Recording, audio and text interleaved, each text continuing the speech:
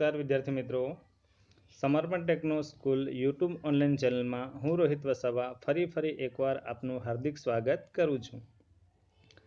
આપણે પદ્ય કાવ્ય જે છે એટલે કે પદ્યખંડ જે છે એનો અભ્યાસ કરી રહ્યા છે। આજે બીજું પદ્યખંડ છે, બીજું કાવ્યાંશ જે છે એ તમારી સમક્ષ હું રજૂ કરું છું। પણ વિદ્યાર્થી મિત્રો, આ કાવ્ય જે છે એ કાવ્યના કવિ જે છે ધ્રુવ ભટ્ટ, ગુજરાતના પ્રખ્યાત એવા આ ગુજરાતી કવિ જે છે ધ્રુવ ભટ્ટ જે છે, સરસ મજાની એમની કાવ્યની રચના છે। તો આ કાવ્ય જે છે એ કાવ્યને સૌપ્રથમ તો આપણે શાંતિપૂર્વક સાંભળીશું, ત્યાર પછી આપણે એનો ક્રમશઃ અભ્યાસ કરીશું। તો આવો સાંભળીએ આજે આપણે આ કાવ્ય।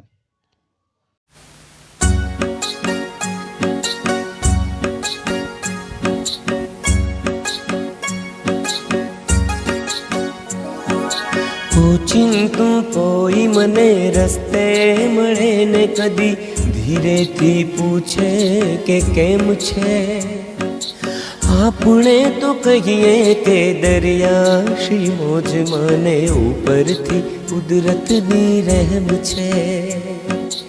ઓચિંતું કોઈ મને રસ્તે મળે ને કદી ધીરેથી પૂછે કે કેમ છે। આપણે તો કહીએ કે દરિયા શ્રી મોજ માને ઉપરથી કુદરતની રહેમ છે।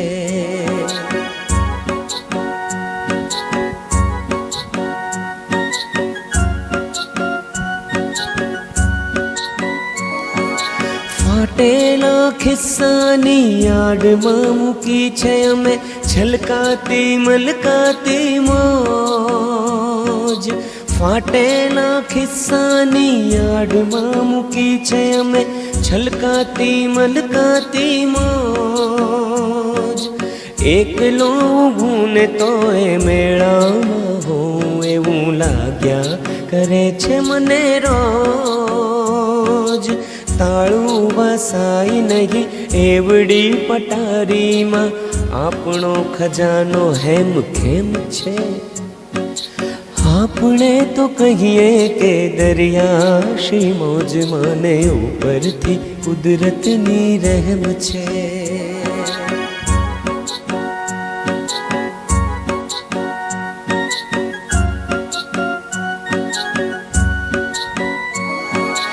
આંખોમાં પાણી તો આવે ને જાય નથી, ભીતર ભીનાશ થતી ઓછી। આંખોમાં પાણી તો આવે ને જાય નથી, ભીતર ભીનાશ થતી ઓછી। વધઘટના કાંઠાઓ રાખે હિસાબ નથી, પરવા સમંદરને ગોતી। સૂરજ તો ઉગે ને આથમીએ જાય મારી ઉપર આકાશ એમનેમ છે। આપણે તો કહીએ છે ને વિદ્યાર્થી મિત્રો, સરસ મજાનું કાવ્ય। તો હવે પછી આપણે આ કાવ્યનો વિસ્તારપૂર્વક અભ્યાસ કરીશું। ઓકે, જો કાવ્યની રચના તો સરસ મજાની છે, સમજાય છે ને? તો કાવ્ય પણ એવી જ રીતે આપણે સરસ રીતે અભ્યાસ કરવાનો છે। ચલો હું તમને કાવ્ય સમજાવું। કવિ એવું કહે છે કે ઓચિંતું કોઈ મને રસ્તે મળે ને કદી ધીરેથી પૂછે કે કેમ છે। આપણે તો કહીએ કે દરિયાસી મોજમાં ને ઉપરથી કુદરતની રહેમ છે। ધ્રુવ ભટ્ટ અહીંયા આપણને એવું સમજાવે છે કે અચાનક કોઈ રસ્તામાં મળી જાય અને ક્યારેક એ ધીમેથી પૂછે કે કેમ છે, તો આપણે કહીએ કે દરિયાસી મોજ, એમ કે દરિયા જેવી મોજ છે અને પાછી ઉપરથી કુદરતની રહેમ છે, કુદરતના આશીર્વાદ છે। ફાટેલા ખિસ્સાની આડમાં મૂકી છે અમે છલકાતી મલકાતી મોજ, એમ કહે છે। જોજો, ધ્રુવ ભટ્ટ કવિ એવું સમજાવે છે કે ફાટેલા ખિસ્સાની આડમાં, ખિસ્સું છે ફાટેલું પણ એની આડમાં, એની અંદર અમે છલકાતી મલકાતી મોજ મૂકી છે, એમ કહે છે। ભલે ખિસ્સું ફાટેલું હોય પણ એ ખિસ્સામાં પણ અમે અમારી મોજને છલકાતી અને મલકાતી પ્રકારે મૂકી છે એમ કે છે.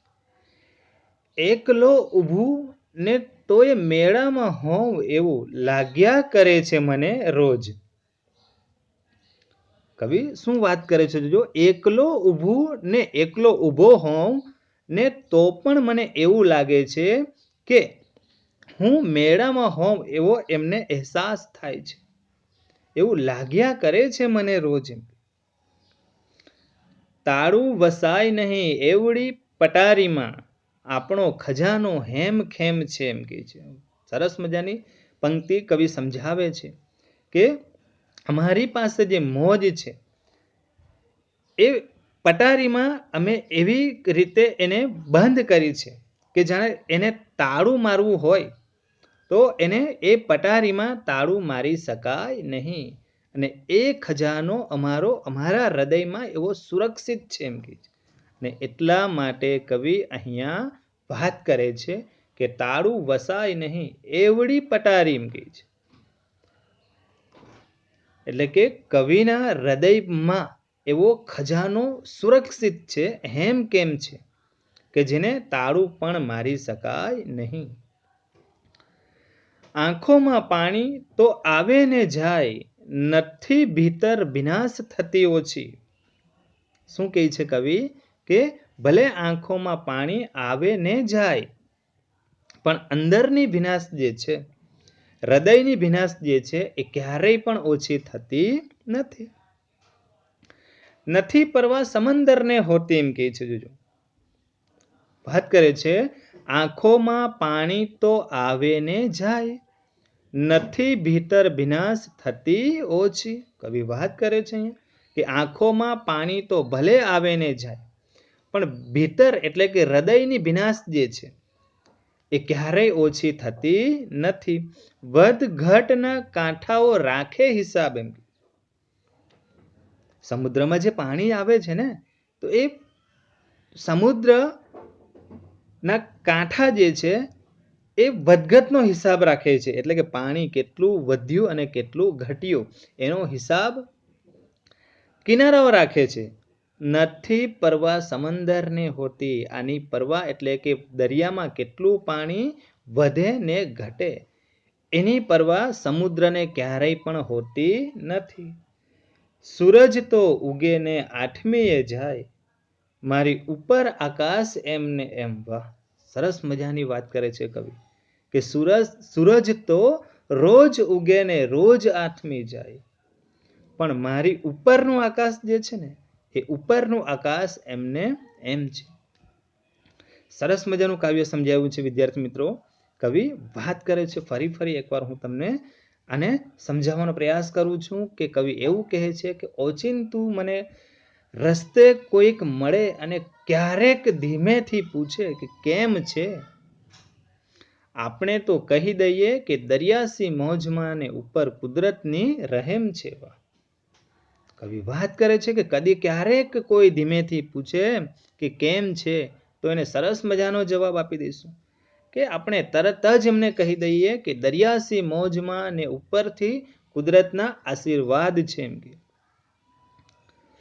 કારણ આપે છે કે ફાટેલા ખિસ્સાની આડમાં કવિએ મોજને છલકાતી મલકાતી મોજને કવિએ મૂકી છે એમ કે છે. કારણ કે ઉપરથી કુદરતની રહેમ છે. કવિ વાત કરે છે કે ભલે આ પૃથ્વી પર એકલો ઊભો હોઉં ને તોય મને એવો અહેસાસ થાય છે કે જાણે હું મેળામાં હોઉં, આવું મને રોજ લાગ્યા કરે છે. તાળું વસાય નહીં એવડી પટારીમાં આપણો ખજાનો હેમ ખેમ છે એમ કહે છે કે મારી પાસે એવડી પટારી છે કે જે પટારીમાં આપણો ખજાનો એવો સુરક્ષિત છે કે જેને તાળું મારવા છતાં પણ એને મારી શકાય નહીં એમ કહે છે. એટલે કે કવિ એમ કહે છે કે એમની પાસે પુષ્કળ મોજ આનંદરૂપી સંપત્તિ પડેલી છે ને આ સંપત્તિ જે છે એને તાળું મારવું હોય એટલે કે તાળું વખાય નહીં એવડી પટારી એટલે કે હૈયામાં હેમ ખેમ સુરક્ષિત છે, સલામત છે. કવિ વધુમાં સમજાવે છે કે આંખોમાં પાણી તો આવે ને જાય, નથી ભીતર વિનાશ થતીઓ છે. આંખોમાં ભલે ને પાણી આવે ને જાય, પણ હૃદયની જે વિનાશ જે છે ને એ ક્યારેય પણ ઓછી થતી નથી. સમુદ્ર એનો હિસાબ રાખતો નથી એમ કહે છે કે દરિયામાં પાણી કેટલું આવે, ઓકે, પણ કાંઠાઓ જે છે ને, કિનારાઓ જે છે ને, એ જ વધ ઘટનો હિસાબ રાખે છે. સમજાવે છે કવિ કે સૂરજ તો ઉગે ને રોજ આથમી જાય છે, પણ મારી ઉપરનું આકાશ જે છે ને એ એમને એમ છે.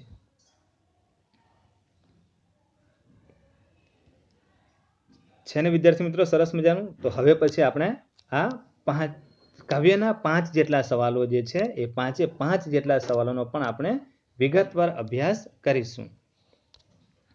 હું તમારી સમક્ષ સવાલ જે છે એ સવાલ રજૂ કરું છું. ઓકે, તમારે આ સવાલને એટલે કે કાવ્યમાંથી જે પણ આપણે સમજૂતી મેળવી છે એના જવાબ આપણે આપવાના છે. પહેલો સવાલ છે, કોઈ પૂછે કે કેમ છે, પ્રશ્નનો કવિ 100 ઉત્તર આપે છે. આ તમારી સામે કાવ્ય રજૂ કરેલું છે. ઓકે, અને સવાલ એ છે કે કોઈ પૂછે કે કેમ છે, પ્રશ્નનો કવિ 100 ઉત્તર આપે છે. તો આપણે એનો જવાબ આપવાનો છે. ઓકે, મને ખબર છે તમને ચોક્કસપણે આના જવાબ આવડી જશે, છતાં પણ હું તમારી સામે આ જવાબ જે છે એ રજૂ કરું છું. કોઈ પૂછે કે કેમ છે, કોઈ પૂછે કે કેમ છે, પ્રશ્નનો કવિ ઉત્તર આપે છે કે જીવનમાં દરિયા જેવી મોજ છે અને કુદરતની પણ રહેમ છે. કુદરતની રહેમ પણ છે. ઓકે, તો આપણને ચોક્કસપણે આવું સમજાઈ જાય કે કાવ્યમાંથી જ્યારે પણ આપણે પ્રશ્નોના જવાબ લખીએ છીએ તો બેઠા જ એટલે કે બેઠી જ જેવી આપેલી છે એવી જ પંક્તિ લખવાની નથી, પણ સવાલને અનુરૂપ એનો જવાબ આપણે તૈયાર કરવાનો હોય છે, સાદી અને સરળ ભાષામાં. સવાલ નંબર 2 પણ આપણે જોઈ લઈશું. ચલો, કોઈ પૂછે કે કેમ છે, પ્રશ્નના આપેલા ઉત્તરમાં કવિનો કયો ભાવ પ્રગટ થયો છે. વિદ્યાર્થી મિત્રો, આ સવાલ એવો છે કે એનો જવાબ જે છે ને એ આપણે કાવ્ય સમજ્યા પછી આપી શકાય, એટલે કે આખા કાવ્યમાં આ સવાલનો જવાબ આપેલો નથી. સમજાય છે? એને સમજીને પછી લખવાનું છે આપણે. તો આપણે કાવ્યને સમજ્યા પહેલા કવિ અહીંયા શેની વાત કરે છે કે કવિ અહીંયા આનંદમાં રહેવાની વાત કરે છે, મોજમાં રહેવાની વાત કરે છે, મસ્તીમાં રહેવાની વાત કરે છે. તો આ ભાવ જે છે ને એને અલગારી ભાવ કહી શકાય. અલગારી એટલે કે પોતાનામાં જ મસ્ત રહેવું, પોતાના જીવનમાં મોજ મસ્તી કરવી. સમજાય છે ને? એને અલગારી ભાવ કહેવામાં આવે છે. તો આ સવાલનો જવાબ તમારે ખાસ યાદ રાખી લેવાનો છે. કયો સવાલ? ઓકે, તો સવાલ આપણે પહેલા જોઈશું. કોઈ પૂછે કે કેમ છે, પ્રશ્નના આપેલા ઉત્તરમાં કવિનો કયો ભાવ પ્રગટ થયો છે. તો જવાબ લખી શકીએ આપણે, કોઈ પૂછે કે કેમ છે, પ્રશ્નના આપેલા ઉત્તરમાં અલગારી ભાવ, અલગારી કૌંસમાં આપણે લખી શકીએ મોજ મસ્તી. સમજાય છે ને? ભાવ પ્રગટ થયો છે. ચાલો, ત્યાર પછી આપણે સવાલ નંબર 3 જોઈશું. જો સવાલ નંબર 3 છે, કવિએ મોજને ક્યાં મૂકી છે. આવડી જશે આનો પણ જવાબ તમને લોકોને ચોક્કસપણે. કવિએ મોજને ક્યાં મૂકી છે. તો જો અહીંયા પંક્તિ નંબર 5મી જો. ઓકે, આપેલું છે એમાં હું તમને પહેલા એકવાર જવાબ સમજાવું છું કે કવિએ અંતરમાં છલકાતી મલકાતી મોજને તેમના ફાટેલા ખિસ્સાની આડમાં મૂકી છે. કવિએ અંતરમાં છલકાતી મલકાતી મોજને તેમના ફાટેલા ખિસ્સાની આડમાં મૂકી છે. કાવ્યમાંથી જ આ પણ જવાબ છે. સમજાય છે ને? તો આપણે જવાબ જે છે બેઠી જ પંક્તિ લખવાની નથી. આપણે એનો જવાબ બંધ બેસતો જવાબ આપણે લખવાનો હોય છે. ચલો સવાલ નંબર 4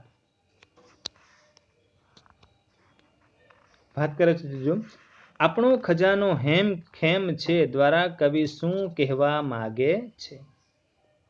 સવાલ નંબર 4 તો વાત કરે છે આપણો ખજાનો હેમ ખેમ છે દ્વારા કવિ શું કહેવા માંગે છે? તો કવિ આપણો ખજાનો હેમ ખેમ છે દ્વારા કવિ એમ કહેવા માંગે છે કે એમની પાસે પુષ્કળ મોજ આનંદ રૂપી સંપત્તિ છે. શું કહે છે કે એમની પાસે પુષ્કળ મોજ આનંદ રૂપી સંપત્તિ છે. આ સંપત્તિ જે છે માં તાળું વખાય નહીં એવડી મોટી પટારીમાં એટલે કે હૈયામાં હેમખેમ સલામત સુરક્ષિત છે.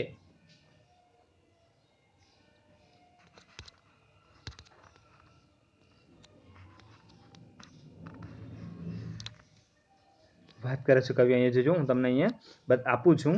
ઓકે, તાળું વસાય નહીં એવડી પટારીમાં આપણો ખજાનો હેમખેમ છે.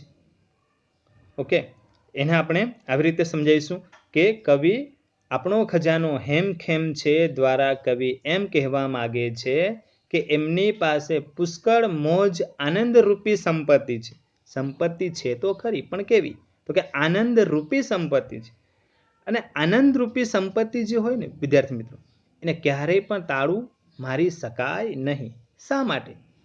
કારણ કે એ એવડી મોટી પટારી છે એટલે કે હૈયામાં એ આનંદ અને મોજ મસ્તી જે છે ને એ સલામત હોય છે અને એટલા માટે એને ક્યારેય પણ તાળું મારી શકાય નહીં.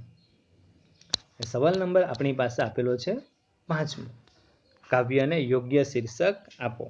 તો ચોક્કસપણે આપણે કાવ્યને શીર્ષક આપવાનું છે.